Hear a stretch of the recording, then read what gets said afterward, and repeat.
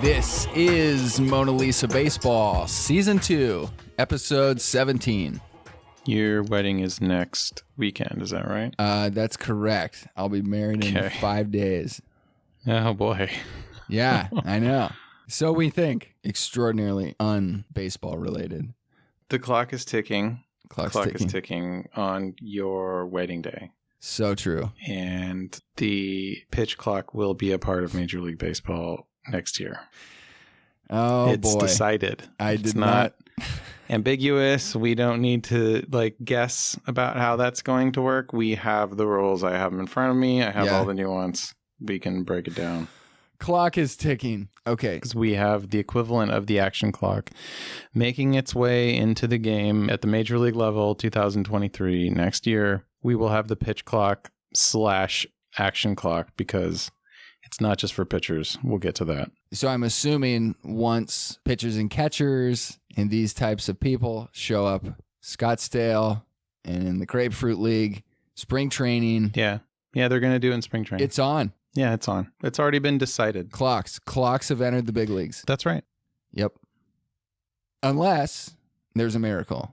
But boy, it looks like a train running down the hill, doesn't it?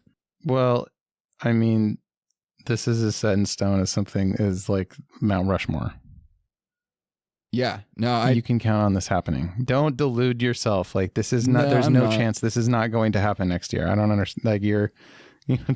Don't get your hopes up. They're guaranteed to be dashed. This rule is happening next year. Yeah, I would say I'm putting it at 99%. So I'm very no. It's 100. It's 100%. Very prepared. Extremely prepared at 99%. I will not give it 100. Okay. Well, I appreciate your optimism. Is that optimism? This is happening. That's it right there. That's the optimistic take. It's like 99% pitch clock. It's like, so you're saying there's a chance. Right back to that. No, there's no chance. Baseball has a new body. It's called the Competition Committee. It's made up of 6 owners, 6 representatives that represent the owners, 1 from the umpires, and 4 from the players. And they voted as such. Yeah. Pitch clock. Yeah. All the owners and umpire voted for it. Players voted against. And then when it comes to the banning the shift, all the owners and the umpire voted for it. All the players voted against. Oh, that's good. Good for the players. The representatives for the 4 out of the 11 representatives for the players voted against pitch clock, and they voted against the banning of the shift. Okay. But they both passed because the owners are overrepresented on this committee. And of course this is my next question. I mean, are you even surprised? Is it majority rules? What are the percentages we're working with? Listen, there's 11 people on the committee. 6 of them represent the owners. 1 of them represents the umpire, and 4 of them represents the players. Do the math. It's not that hard. Oh my God. This would make the founding fathers furious. They did everything they could to make things equal. And this is just 6-5. Hey, we voted. No, I don't know what they did everything they could to ensure that they had a committee that would vote the way they wanted it to vote. It's fine. It's exactly, everything is going exactly as intended. Yes. And the competition committee has voted in 3 new rules for 2023. What a great name. Those 3 rules have been talked about extensively on the show, but now we know exactly what they're going to look like. Okay. Sir. Yeah. We've got the pitch clock, we've got banning the shift, and we've got the bigger bases. In that order, I think, in terms of kind of being of the importance that we'll talk about. Okay. Banning the shift and pitch clock are just equally egregious in my mind. Probably you. It's really hard to say what's worse, this nuclear explosion or this other nucular explosion. It's I would agree. It's they're I both would put it in the nuclear range. Horrible. Okay, so the action. God, the euphemisms, they're killing me. They're still calling it the pitch clock in MLB. So in our last episode, we talked about the college rules. Oh, and that was action. Okay. But this and now this is the pros. They still want to call it the pitch clock. But guess what? It applies to the batter because when there's 8 seconds left on said clock, he's got to be ready to hit. Or else, guess what? Strike. Applied. Strike. But it's umpire discretion. We're going to get to that. And so we talked about how NCAA works. We talked about how the college rules were. The pro rules are different. They're a little different. And so they go like this in terms of the pitch clock. Okay. So the pitcher can only step off the rubber twice. So if he steps off for a fake or if he actually throws the ball, he can only do it twice per plate appearance. Oh my God. This is real. This isn't college. This is happening.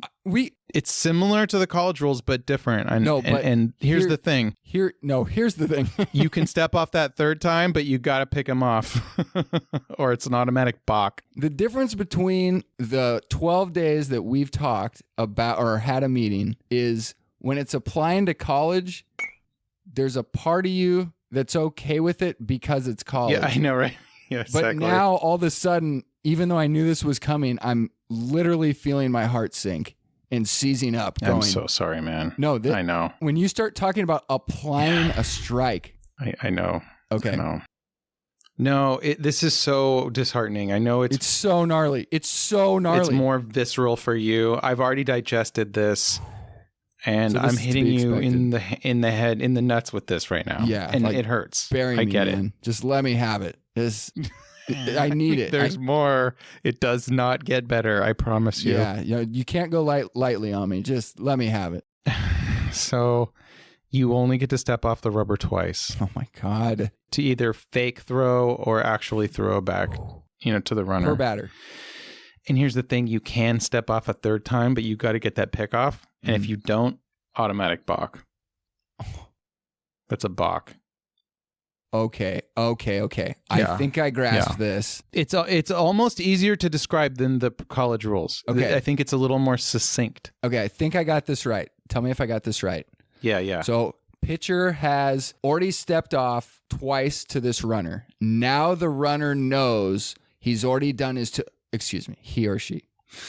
Yes, they. He knows that he's already done his two. So now he can take a really big lead, but a pitcher can still pick him off if he actually gets him. He has to get, he's got to get. But if he doesn't get him, the base is awarded. Second base.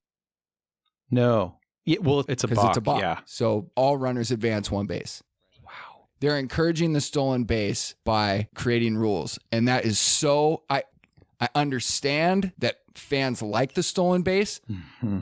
Encouraging the stolen base by changing the rules, that's fucked, man. Oh boy. I mean, I like the stolen base, but I don't know how this is going to play out. This is so gnarly.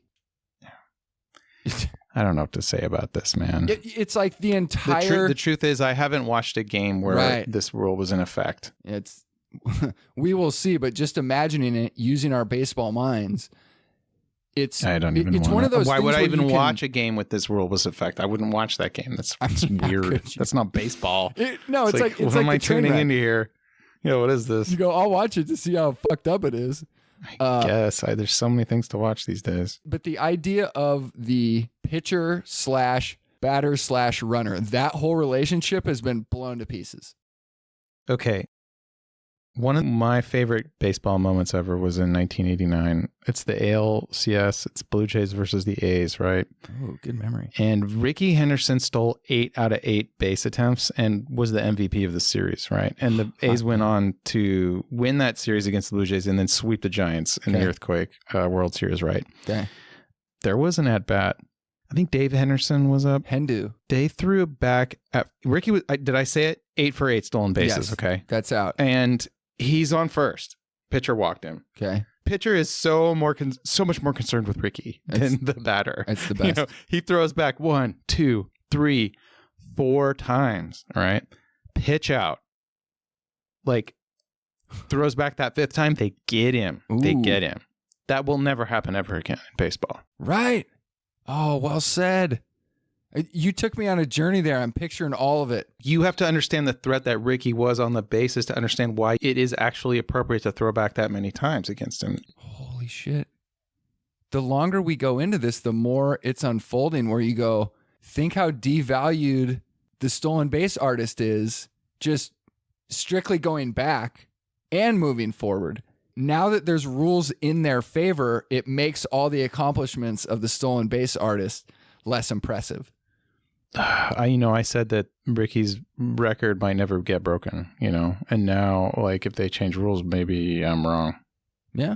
It'll certainly help. Yeah. I don't it's know. like Well, the bigger bases are certainly not going to hurt. not going to hurt. I mean, you could say the same thing with Hank Aaron, where you go, his record won't be broken, but then you bring in steroids and you go, well, a little easier now. Yeah. Damn. So Big one, man. pitch clock.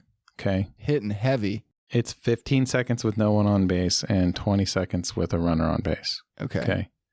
Okay. So, and when there's only 8 seconds left, that means the batter needs to be in the box and ready. And it's all up to the umpire to call Umpire's it. discretion. So leave a little bit of power there. Yes, this is all umpire's discretion. Umpire can decide if it's a few seconds later, whatever, it's fine. Umpire is going to dictate how this actually works. Yeah. And it's going to be very interesting that first year because Working out the kinks. that's when some people are getting used to it and probably going to be complaining a lot and all that. Oh, I would hope so. This could end up being a laughing stock. Oh, God, I hope not. Now, I know that there's a million times that we've both mentioned that baseball is its own thing. It's very silly to try to make it like other sports. But when I do make analogies from other sports, it's just to kind of highlight what may or may not happen.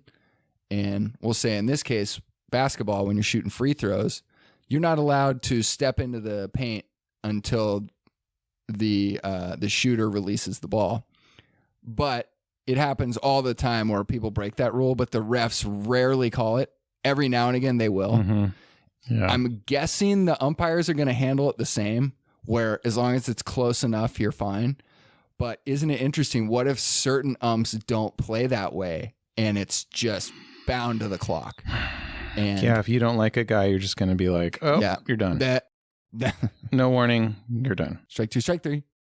Well, it turns out that most pitchers kind of fall under this threshold anyway. So this is actually going to affect some pitchers and not most pitchers. Now, what do you mean? But in a pressure situation, I think it affects almost. There's so many situations where even a fast pitcher slows it down. When there's a full count, game's on the line, guys on base, like you slow it down. It's just what happens. And no, you got to ice the crowd, like you have to, or maybe the crowd gets even louder and it just becomes one of those moments. You don't want to lose that. It's so sad. Yeah, it makes me wonder if there's any sort of clause that if they're worried about it moving into the playoffs, they can just sort of sweep that one under the rug for the playoffs or something. Are they? Oh, right. Is Major League Baseball right. bound to keep this rule in play the entire season? Can they scrap in the middle?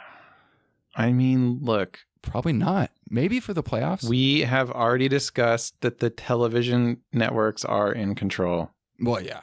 And if they want longer playoffs or shorter playoffs, look, I can tell you right now that's not in the deal. So it's built in. These rules are all season long. Yeah. So wouldn't that be great? No, it's not happening. No, these are for the whole season, including if it's bottom of the ninth, World Series, full count, bases loaded, tie game. It doesn't matter. These are going to be the rules next year. You know what?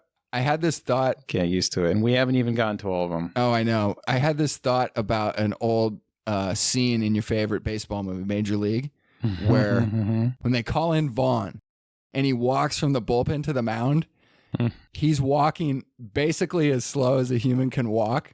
And that's when they're really showing the crowd just going nuts, screaming wild thing.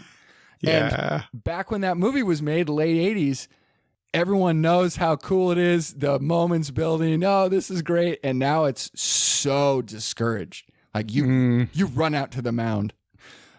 Dude. But that was a drama moment. When I tell you. It's Vaughn's moment. Vaughn's moment is gone because I got to tell you about some of these other rules, man. It's going to blow your mind. Let's continue. Yeah, hurt me more. Come on, hurt me. Okay, so the manager can only visit the mound for 30 seconds. Oh, man.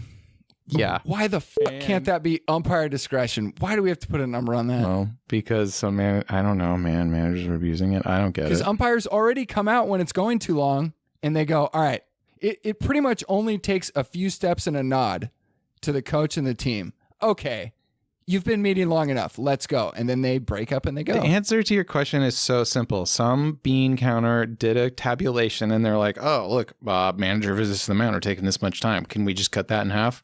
You're like, great. Just shave another 30 okay, seconds. Great. Let's make a new rule. Yeah. Dictionary Easy. Volume 2. We're all about making new rules these days. No, Because they guess love what? it gives them power. Guess what? Your walk-up music can only be 10 seconds.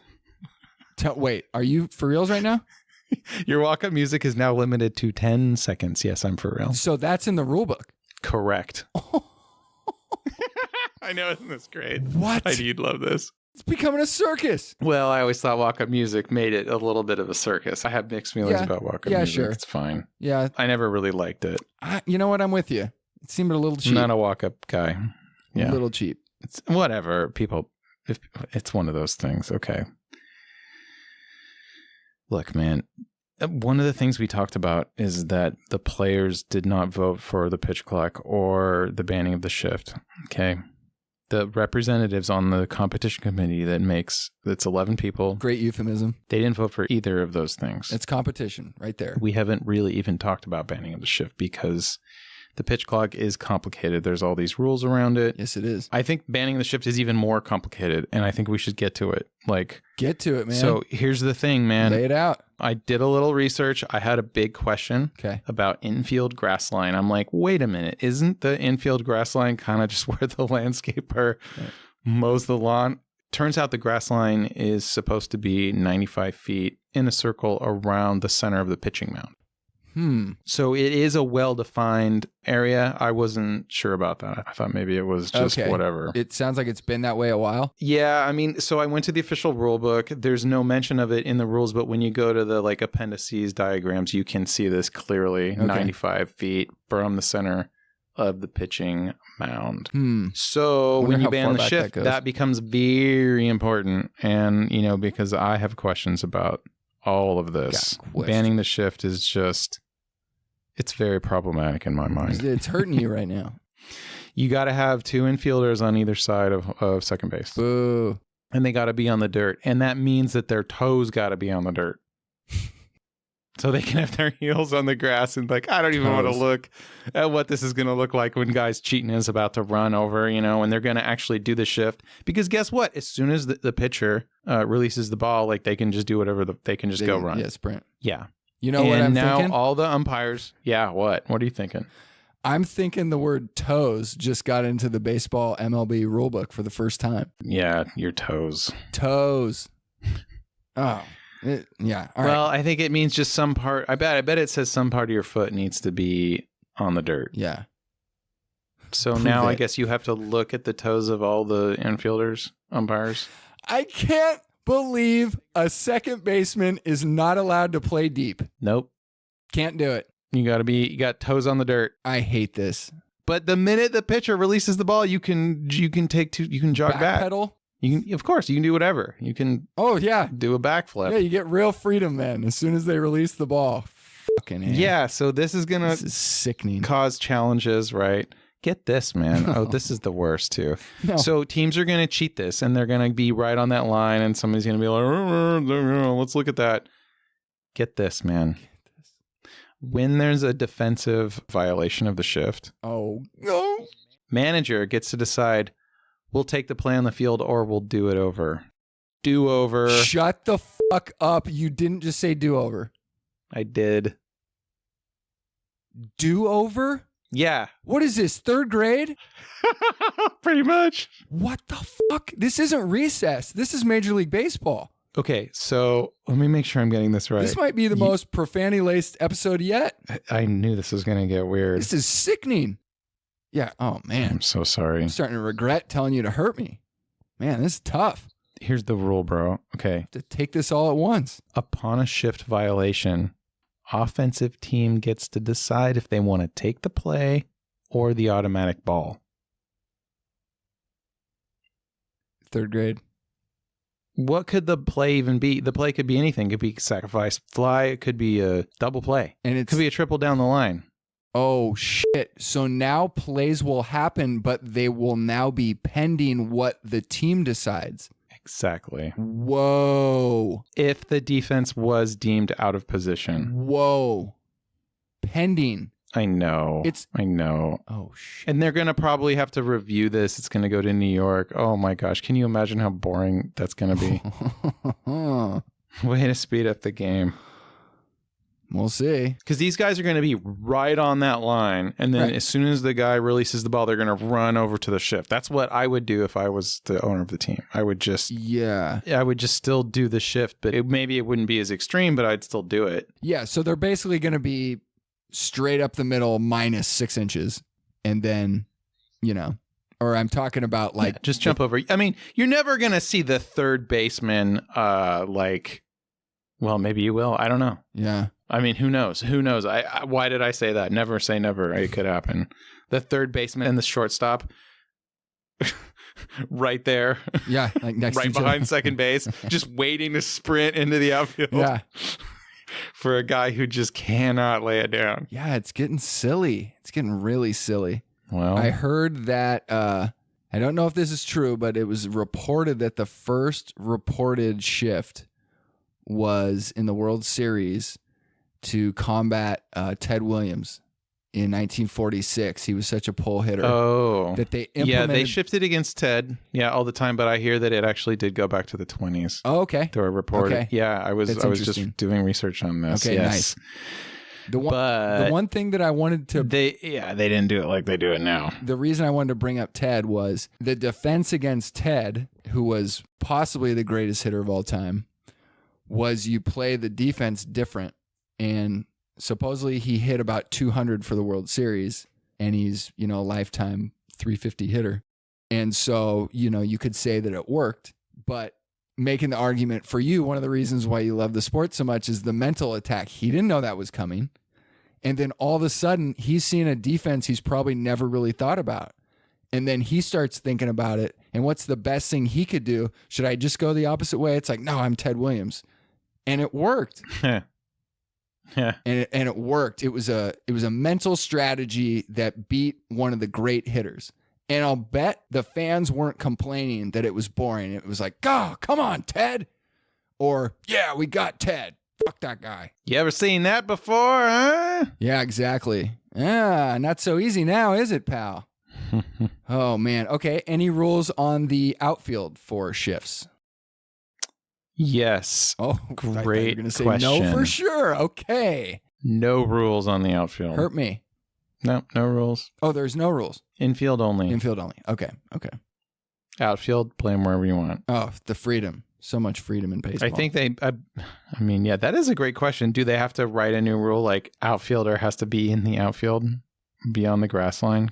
I don't think it's been explicitly stated, but they'll probably have to do that if there's some exploited players. Okay, so I'm seeing a loophole right now. Okay, let's say you got a Ted Williams up.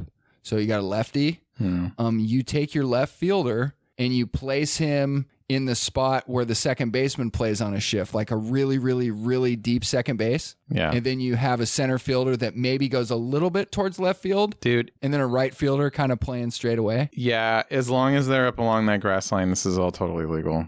You're giving away the deep hit in that scenario, which is fine, but yeah, you could do that.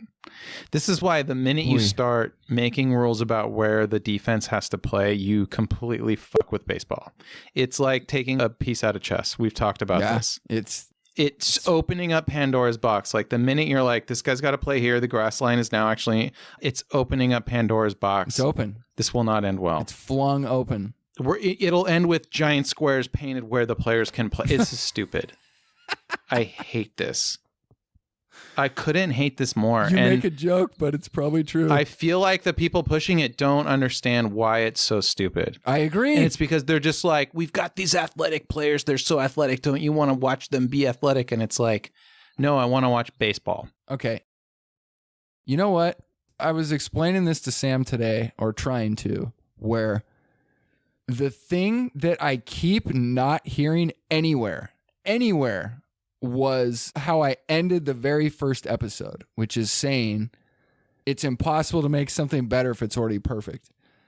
This concept doesn't seem to be hitting anyone. And I know I'm right. Yeah. How could you possibly tell me that isn't a true statement? If something is perfect, you can't make it better by definition. Well, I mean, I tried to break you down over like 12 episodes about how the game has changed over the last 100 years. It's changed a lot. And our idea of what is perfect baseball is actually very different from what someone in the turn of century would think baseball was. I'll definitely give you that. Yeah.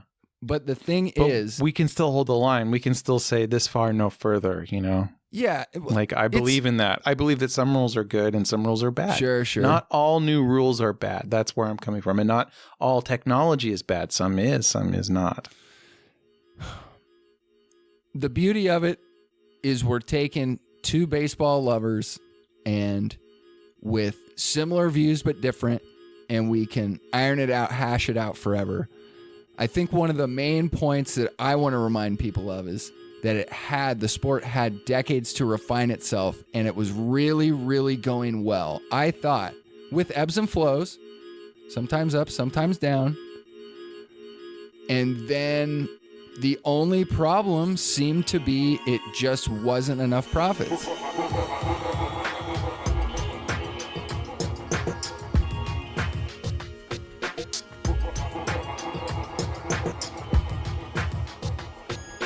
This is happening.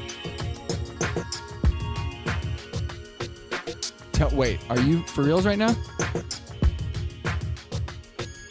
That will never happen ever again in baseball. Even though I knew this was coming, I'm literally feeling my heart sink.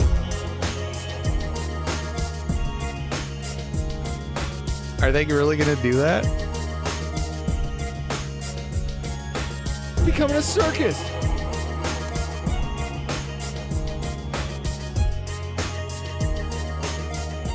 I knew this was going to get weird.